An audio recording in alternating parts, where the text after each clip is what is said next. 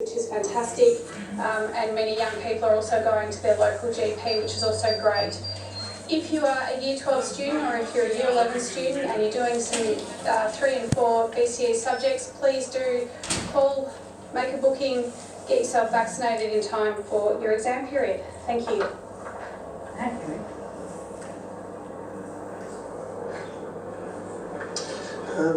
Morning everybody, thanks Premier, thanks Naomi. Just to give you a bit of an update on where we are with the outbreak.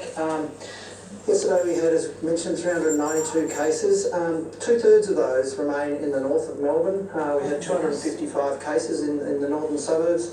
The vast majority of those are in Hume with 137, but the other two large LGAs with a lot of cases are Moreland, which had 49, and Whittlesea, which had 42.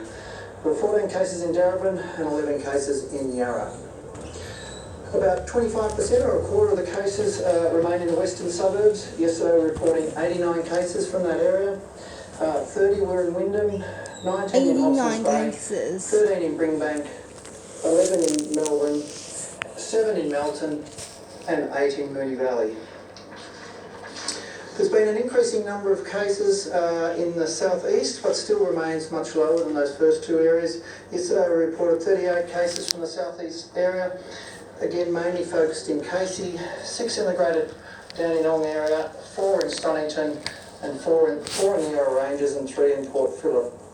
So most cases are still localised in the Casey, greater Dandenong, and Monash and Cardinia LGAs in that area, and just to reinforce that it's still much lower than those other areas that we've discussed. There were 5 cases in regional Victoria reported yesterday, 1 in Greater Geelong who was a primary close contact of a known case, 1 in Mildura who was also a known case that had been in quarantine for over a week prior to diagnosis, 1 in the Macedon Ranges, which is related to an outbreak in Melbourne that we'll talk about related to V-Line, and 2 in East Gippsland. And the Stop talking about the outbreak. Both very low positive tests. I want everything to go back to normal. We are further investigating that. Please, mate.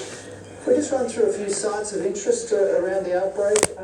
Oh my God. The vaccines are dangerous. Housing complex, 6 cases identified across 4 households.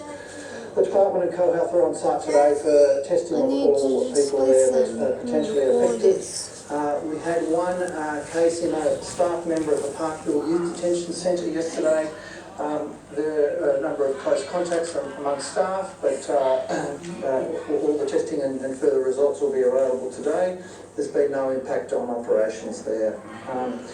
There have been 19 cases in total, half staff, 2 patrons in the KFC in Fawkner. I did mention earlier about V-Line. We've now had 4 cases in total, a further 2 yesterday, and further staff members related to drivers and conductors of the V-Line train service. At this stage there won't be any V-Line services running today. All further contact tracing is underway. There's a number of cases ongoing in childcare and schools. We've got 19 cases associated with the Yarra childcare in Truganina. 11 cases with the Pearl Street childcare in Glenroy. 5 cases associated with Homestead Family Daycare in Roxburgh Park. But most significantly today, we look like we've got an emerging significant outbreak at the Fitzroy Community School in North Fitzroy.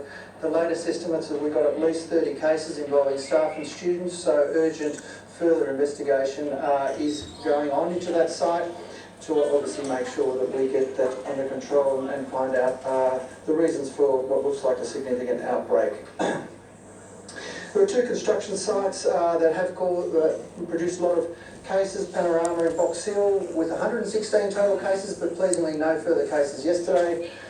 And a construction site at 8 Exhibition Street, for which there were 9 cases in total, but no further cases yesterday, which is great. Finally, on testing, testing sites located in the northern suburbs continue to see high demand and wait times. And demand is also increasing in the west and CBD throughout yesterday afternoon. So please check websites for case locations and for those locations which have the less wait times so that you can get tested as soon as possible. And in response to yesterday's positive cases in Geelong, Barwon Health had increased hours at their existing sites and established a new testing site at the Geelong Showgrounds. Thank you all. I'll hand back to the Premier. Thanks very much, Dan and Naomi.